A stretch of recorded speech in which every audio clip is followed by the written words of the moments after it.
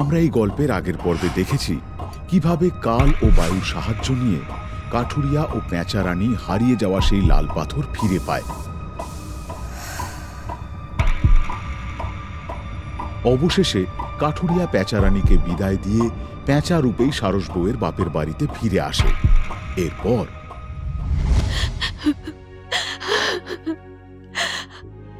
কেঁদো না সারস বউ, তুমি কেঁদো না। আমার এই রূপ নিয়ে আমার কোনো দুঃখ নেই। কিন্তু বাবা জীবন, এই পেঁচার রূপ নিয়ে তুমি সারা জীবন কাটাবে কিভাবে?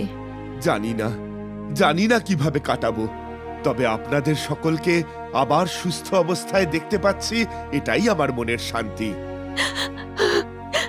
ওগো, আমাদেরকে সুস্থ করার জন্য তুমি নিজের জীবনটা এভাবে নষ্ট করলে? তোমাদের সকলের ওই কষ্ট আমি যে আর সহ্য করতে পারছিলাম না। শারীরিক দিক থেকে আমি সুস্থ থাকলেও আমার মনটা একেবারে ভেঙে গিয়েছিল, তাই আমি আর কোনো দিক চিন্তা করতে পারিনি। এখন তাহলে কি হবে? কপালে যা আছে তাই হবে। চলো, এইবার আমাদের ফিরে যেতে হবে। বীর আর সোনপরি আমাদের জন্য অপেক্ষা করছে যে। বাবা মা, তোমরা ভালো থেকো। স্বামী সন্তান নিয়ে তুইও ভালো থাকিস, কাঠুরিয়ার যত্ন করিস। সারসকে নিয়ে আবার এসো বাবা, আবার এসো। কেমন? আসবো, আপনারাও আমাদের ওখানে যাবেন। যাব বাবা, নিশ্চয়ই যাব। নিন, এইবার চোখের জল মুছে হাসি মুখে আমাদের বিদায় দিন তো। হ্যাঁ বাবা, আর কাঁদবো না। তোমরা ভালোভাবে যাও, ঠিক আছে? এসো। এরপর কাঠুরিয়া পেঁচা রূপেই সারস বউকে নিয়ে মেঘ চাদরে করে পক্ষীকুল থেকে গৌরগঞ্জ রাজ্যের উদ্দেশ্যে রওনা দেয়।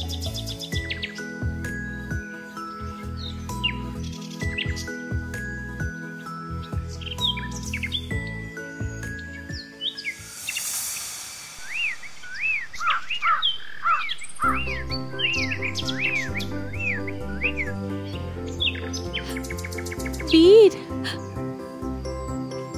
মা, তুমি ফিরে এসেছো?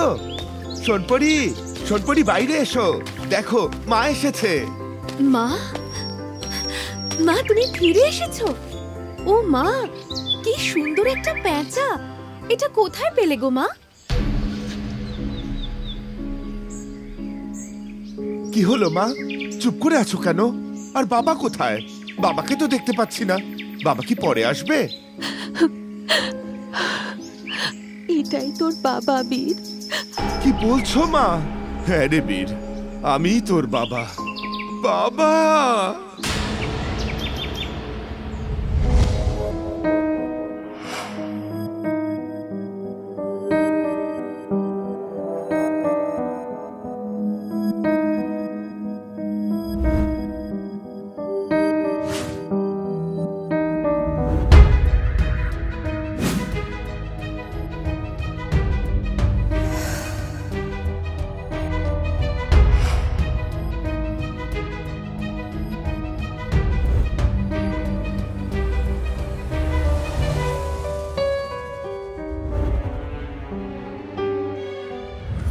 সবই তো শুনলি তোরা। এইবার বল, আমার কাছে এছাড়া আর কোনো উপায় ছিল? এসব কি হয়ে গেল, কি হয়ে গেল? আচ্ছা, এই পাখির রূপ থেকে আগের রূপে ফিরে যাওয়ার কোনো উপায় নেই? না সোনপরি, কাল জানিয়েছে এই রূপ নিয়েই আমাকে বাকি জীবনটা কাটাতে হবে। এই রূপ থেকে আমার আগের রূপে ফিরে যাওয়ার আর কোনো উপায় নেই। কাঠুরিয়ার এই পেঁচার রূপ দেখে বীর খুবই কষ্ট পায়। নিজের বাবার এই রূপ সে কিছুতেই মেনে নিতে পারছিল না। কোনো উপায় নেই? এটা কি সম্ভব? না না, কোনো না কোনো উপায় তো নিশ্চয়ই আছে। সেটা আমাকে খুঁজে বের করতে হবে। হ্যাঁ, করতেই হবে। নাওয়া খাওয়া ভুলে সারা দিন বীর এটা নিয়েই ভাবতে থাকে। অবশেষে সে একটি উপায় খুঁজে পায়। বাবা, অনেক ভেবে একটা পথ পেয়েছি। কি? রূপকুণ্ড সরোবর। রূপকুণ্ড সরোবর? হ্যাঁ বাবা, তুমি তো জানো রূপকুণ্ড সরোবরে যে স্নান করে তার রূপ বদলে যায়। এমনও তো হতে পারে দেখা গেল তোমার রূপ ফিরে এলো। হ্যাঁ, তাহলে কি একবার যাবি ওই রূপকুণ্ড সরোবরে? হ্যাঁ যাব, অবশ্যই যাব, আমরা সবাই যাব। এরপর পেঁচারূপী কাঠুরিয়া সকলকে সঙ্গে নিয়ে আবার মেঘ চাদরে করে উড়ে যায় রূপকুণ্ড সরোবরে।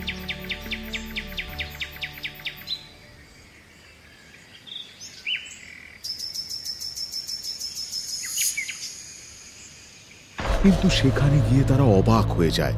তারা দেখে রূপকুণ্ড সরোবরে এক বিন্দুও জল নেই। এ কি, এই রূপকুণ্ড সরোবরে তো এক বিন্দুও জল নেই। সরোবরের সমস্ত জল তো শুকিয়ে গিয়েছে। একটা সরোবর এভাবে শুকিয়ে কাঠ হয়ে গেছে? হ্যাঁ, সেটাই তো। এত বড় একটা সরোবর এভাবে শুকিয়ে গেছে। তাহলে এখন কি করবি বীর? একজন আছে যে আমাদের এই বিপদে সাহায্য করতে পারে। কে? মেঘপরী। এরপর বীর মেঘপরীর শরণাপন্ন হয়। মেঘপরী বীরের ডাকে সাড়া দিয়ে সেখানে হাজির হয়। বলো বীর, আমাকে ডাকলে কেন? আমার ডাকে সাড়া দেওয়ার জন্য তোমাকে অনেক ধন্যবাদ। বীর মেঘপরীকে সমস্ত কথা জানায়।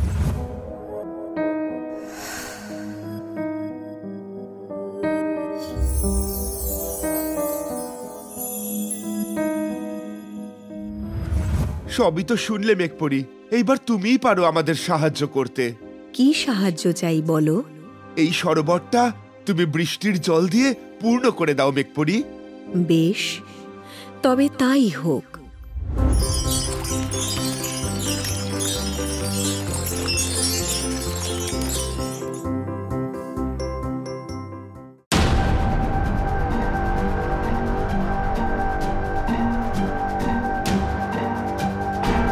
এ কি, সমস্ত জল তো শুকিয়ে যাচ্ছে। হ্যাঁ, সেটাই তো দেখছি। সরোবরে পড়া মাত্রই তো সমস্ত জল শুকিয়ে যাচ্ছে। মেঘপরী, কেন এমনটা হচ্ছে? আমিও তো কিছু বুঝতে পারছি না। এমনটা তো হবার কথা নয়। হয়তো এই সরোবরে এমন কিছু রয়েছে যার জন্য এমনটা হচ্ছে। কি আছে? কি বা থাকতে পারে? আমার শক্তি এখানে কোনো কাজ করবে না। আমি তাহলে এবার আসি বীর। দাঁড়াও মেঘপরী, যেও না। একজন আছে যে এই রহস্যের উন্মোচন করতে পারবে। কে গো? কালই একমাত্র এর উত্তর দিতে পারবে। তাহলে তুমি কালের শরণাপন্ন হও। আবারও কাঠুরিয়া কালের শরণাপন্ন হয়। কাল আবারও হাজির হয়।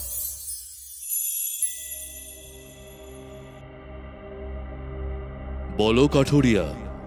বারংবার আপনাকে স্মরণ করার জন্য আমি সত্যিই লজ্জিত, কিন্তু আমার কাছে যে এছাড়া আর কোনো উপায় নেই।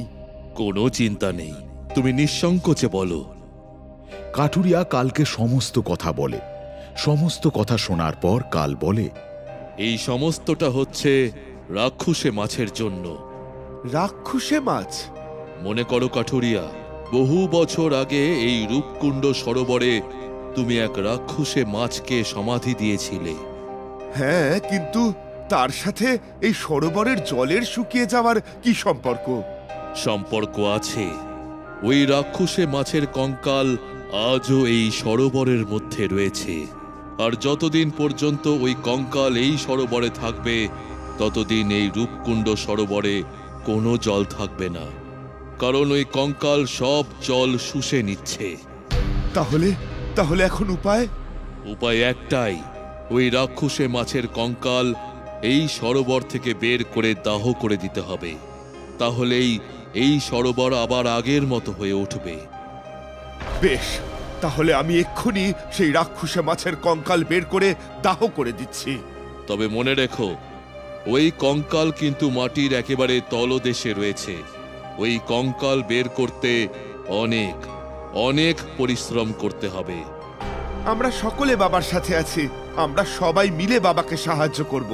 আর হ্যাঁ, আরও একটা কথা মনে রেখো, যারা যারা এই দাহ কাজের সাথে যুক্ত হবে তাদের প্রত্যেককেই এই রূপকুণ্ড সরোবরে ডুব দিতে হবে। কালের কথা মতো এরপর বীর, কাঠুরিয়া, সারসবউ, সোনপরি সকলে একসঙ্গে মাটি খুঁড়তে শুরু করে। মাটি খুঁড়তে খুঁড়তে প্রত্যেকে হাঁপিয়ে যায়। এতটা মাটি কেটে ফেললাম, তাও তো কোনো কঙ্কাল দেখতে পাচ্ছি না। আমার মনে হয় কঙ্কালটি আরো নিচে আছে।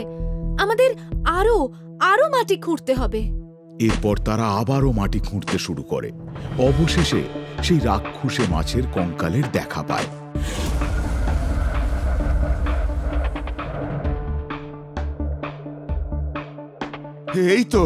এই তো সেই কঙ্কাল। সবাই মিলে সেই মাছের কঙ্কালটিকে তুলে ডাঙায় নিয়ে আসে। নাও বাবা, তুমি নিজের হাতে এই রাক্ষুসে মাছের কঙ্কালটিকে শেষ করে দাও।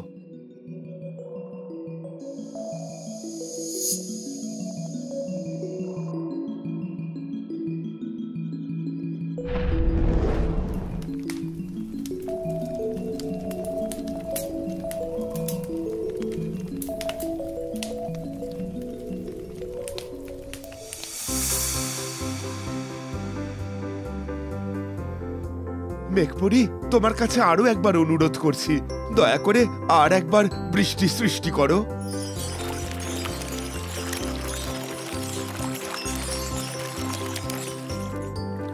আমার কাজ শেষ, আমি এবার তাহলে আসি।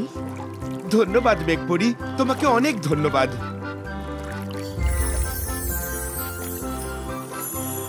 আজ আমরা প্রত্যেকে এই রূপকুণ্ড সরোবরের জলে ডুব দিয়ে নিজেদের এক নতুন রূপ ফিরে পাবো।